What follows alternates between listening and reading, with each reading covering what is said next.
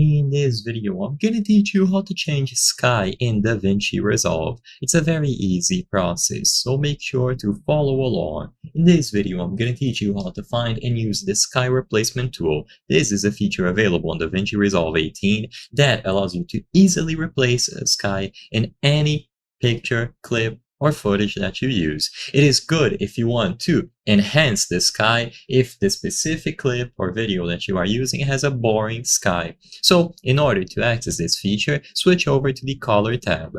When you go over to the Color tab, the very first thing that you have to do is create a new node. In this new node, you have to mask the sky, so the sky replacement tools know what to replace and what to leave intact.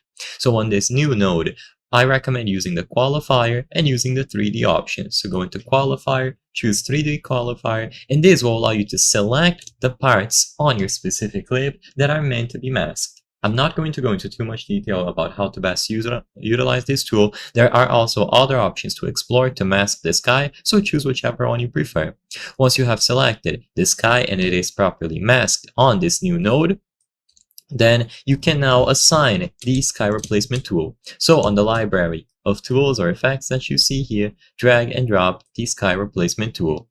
Now, in order to attach the mask, drag the blue square into the blue triangle here for the sky replacement tool. Now it is going to use the mask that you have made to replace the sky. Now, on the settings for sky replacement, as long as it is enabled, you will be able to change various different settings. So you have adjustments, the appearance, artificial sky, which is probably the most interesting one, the position if you have moving footage and you would like the sky to match the direction, sky integration, foreground appearance, and global blend.